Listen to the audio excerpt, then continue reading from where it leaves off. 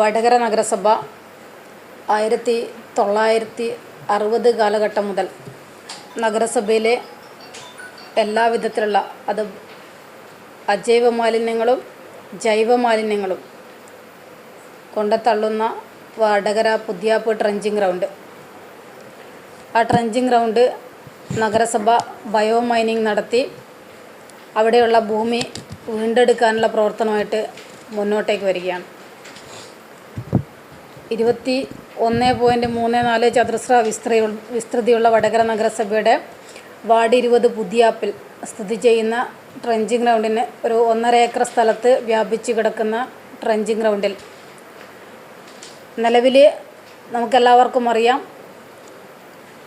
ഒരു 10-15 വർഷത്തിനപ്പുറത്തേക്ക് പ്രദേശവാസികളുടെ വലിയ രീതിയിലേക്കുള്ള പ്രതിഷേധത്തെ തുടർന്ന് ആ ഒരു ട്രഞ്ചിങ് ഗ്രൗണ്ടിലേക്ക് മാലിന്യങ്ങൾ തള്ളുന്ന അളവ് കുറയ്ക്കാനുള്ള ഇടപെടലുകളാണ് മുൻകാല ഭരണസമിതികൾ നടത്തിയിരുന്നത്.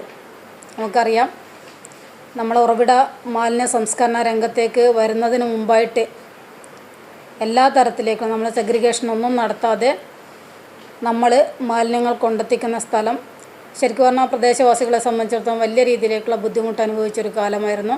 ഒട്ടേറെ പ്രയാസങ്ങളും പ്രതിസന്ധികളും പ്രതിഷേധങ്ങളും ഒക്കെ തന്നെ അഭിമുഖീകരിച്ച കാലഘട്ടമായിരുന്നു. പക്ഷേ 2018 ശേഷം ആദ്യം നഗരസഭാ ഭരണസമിതി തീരുമാനിച്ചത് ട്രഞ്ചിങ് ഗ്രൗണ്ടിലേക്ക് കൊണ്ടുവിടുന്ന മാലിന്യത്തിൻ്റെ അളവ് നല്ല രീതിയിലേക്ക് കുറച്ചെടുക്കുക എന്നുള്ള ആ ഒരു നടപടിയാണ്.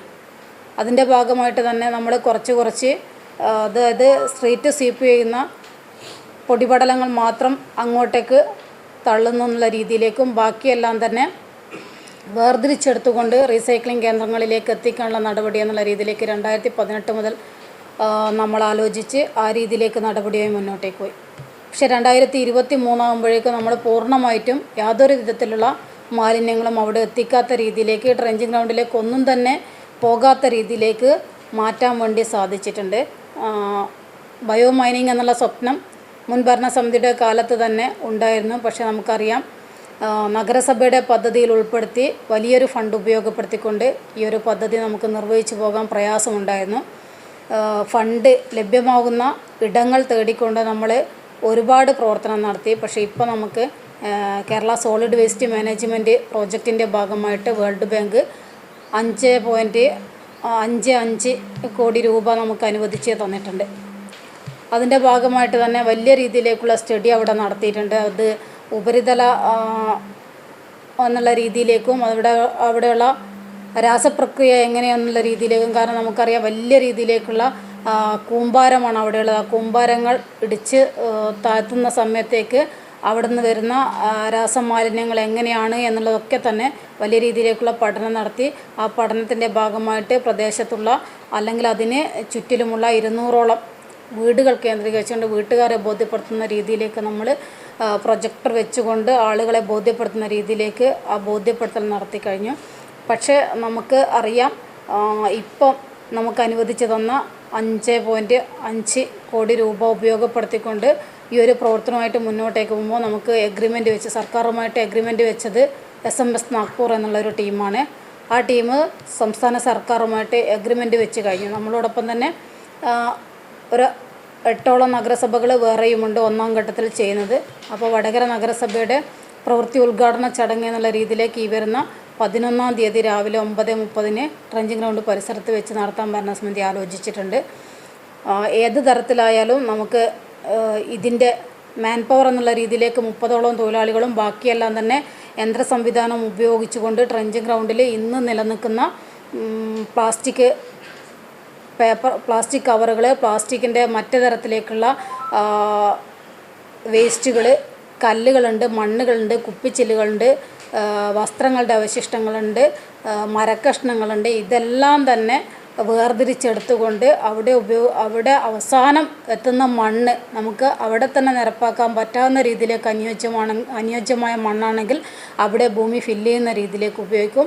അല്ലാത്തതാണെങ്കിൽ നമുക്ക് ഉപയോഗിക്കാൻ പറ്റാത്ത തരത്തിലേക്കുള്ള മണ്ണാണ് അവസാനം മരിച്ചെടുത്ത് കിട്ടുന്നതെങ്കിൽ അത് വേർതിരിച്ച് മാറ്റാനുള്ള സംവിധാനം എന്നുള്ള രീതിയിലേക്കാണ് ഈ ബയോ മൈനിങ് സംവിധാനം ഇന്ന് ഈ ഒരു കോൺട്രാക്റ്റ് ബേസിൽ നമ്മൾ നടപ്പിലാക്കാൻ വേണ്ടി പോകുന്നത്.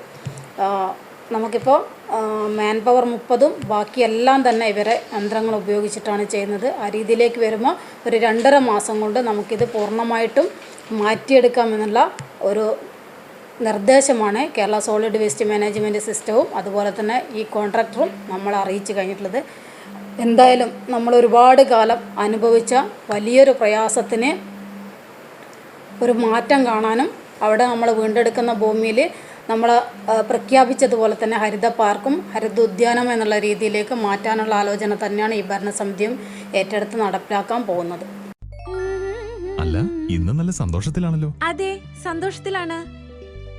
കാരണം ഞാനിപ്പോ പാചകം ചെയ്യുന്നതേ മയൂരം വെളിച്ചെണ്ണ ഉപയോഗിച്ചാണ്. പുതിയ മയൂരം കോക്കനട്ട് ഓയിൽ, കലർപ്പില്ലാത്ത ശുദ്ധമായ വെളിച്ചെണ്ണ. കർഷകരിൽ നിന്ന് നേരിട്ട് ശേഖരിക്കുന്ന നാളികേരം സൾഫറും പുകയും ഏൽക്കാതെ ഉണക്കിയെടുത്ത കൊപ്രയിൽ നിന്നും സംസ്കരിച്ചെടുക്കുന്ന 100% ശുദ്ധമായ വെളിച്ചെണ്ണ. ഇത്രയും നല്ല വെളിച്ചെണ്ണ ഇപ്പോൾ നിങ്ങൾക്ക് വിപണിയിൽ ലഭിക്കുകയില്ല. മയൂരം വെളിച്ചെണ്ണ, ഒരു ഏറെമല സർവീസ് സഹകരണ ബാങ്ക് സംരംഭം.